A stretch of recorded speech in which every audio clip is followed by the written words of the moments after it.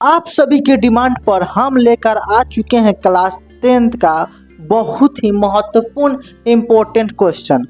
आप लोग कई दिनों से हमें कमेंट बॉक्स में या जो ऑफलाइन क्लास चलता है उसमें बोल रहे थे कि सर जो संस्कृत में निबंध लिखने के लिए आता है वो ज़रा हमको बता दीजिए। तो चलिए हम लोग देख लेते हैं कौन कौन सा निबंध आपको मैट्रिक परीक्षा में पूछेगा। तब ज़्यादा नहीं, मात्र 10 से 15 निबंध बताऊंगा, उसको आप याद कर लीजिएगा तो उसी में से आएगा। तो चलिए हम लोग पहला निबंध है, देखिए गंगा नदी, जो कि बहुत इंपॉर्टेंट है, ये परीक्षा में कई बार पूछा गया है। तो देखिए किसी भी निबंध को पढ़ने से पहले आपको बता दें कि निबंध आपको मैट्रिक में 7 नंबर का आता है, मतलब कि कह देगा कि इसको 7 लाइन में लिख कर दिखा दीजिए। तो चलिए वो भी हम देखेंगे लास्ट में कि कैसे 7 लाइन में लिख कर दिखाया जाता है। और ये जो संस्कृत लिखे हैं हम इसको हम लोग समझाने की कोशिश करते हैं, क्योंकि देखिए मैट्रिक परीक्षा में आपको संस्कृत में अनुवाद करने के लिए भी आता है। तो ये संस्कृत में लिखा है तो इसको हम हिंदी में सिखा देंगे और हिंदी से आप संस्कृत में अनुवाद करना सीख जाइएगा। तो देखिए जो निबंध हम पढ़ाएंगे तो आपको अनुवाद करने में भी हेल्प करेगा। तो चलिए हम लोग देख लेते हैं। देखिए गंगा नदी, पहला नंबर क्या है, गंगा नदी, जो कि 7 नंबर का है। और ये पूछेगा कि गंगा नदी में निबंध लिखिए जो कि 7 लाइनों में होना चाहिए। तो देखिए पहला लाइन हम लिखे हैं, गंगा नदी भारतस्य पवित्रम नदी अस्ति। जो गंगा नदी है भारत का पवित्र नदी है। यहाँ पे लिखेंगे हिंदी में, गंगा नदी भारत का पवित्र नदी है। भारतस्य मतलब होता है भारत का, भारतस्य मतलब क्या होता है, भारत का। तो गंगा नदी है जो भारत का पवित्र नदी। यहाँ पर आप लोग हिंदी में इसको लिखते चलिएगा। पहला नंबर का लिखिएगा, गंगा नदी भारत का पवित्र नदी है।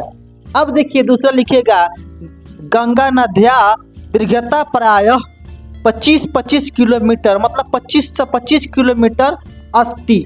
जो गंगा की अधिकतम लंबाई है 25 से 25 किलोमीटर है। तो चलिए हम लोग नेक्स्ट 3 नंबर देखिए, पाटलिपुत्र गंगाय नद्याः तटे स्तम अस्ति। जो पाटलिपुत्र यानी पाटना है गंगा के किनारे स्थित है। तो यहाँ पर लिखिएगा पाटना गंगा नदी के किनारे स्थित है, इसमें लिखिएगा। 4 नंबर में देखिए, गंगा भारतस्य एक महानदी अस्ति। जो गंगा है भारत का एक महानदी है, ठीक ना। चलिए अब लोग नेक्स्ट देखते हैं। 5 नंबर लिखा है, गंगा भारतस्य पवित्रमा नदी अस्ति। जो गंगा है भारत का एक पवित्र नदी है। यहाँ पर आप लिखते चलिएगा, कॉपी कलम लेकर बैठिए। यहाँ पर लिखिएगा गंगा भारत का पवित्र नदी है। अब देखिए 6 नंबर, गंगा नदी हिमालयात निसरती। जो गंगा नदी है आपको हिमालय से निकलती है। लिखिएगा गंगा नदी हिमालय से निकलती है। निसरती मतलब क्या होता है, आपको बता दें कि निकलना। तो लिखिएगा इसमें 6 नंबर में, गंगा नदी हिमालय से निकलती है। नेक्स्ट देखिए लास्ट है, जना गंगाया जलम पिबंती।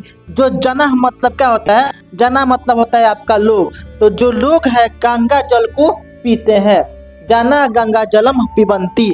जो लोग है वो गंगा जल को पीते हैं। तो यहाँ पर आप हिंदी इसको लिख लीजिएगा, इससे आपका जो संस्कृत में अनुवाद है वो बेटर हो जाएगा। तो चलिए हम लोग शुरू में बात किए थे कि गंगा नदी पर निबंध आएगा तो उसको कैसे लिखिएगा।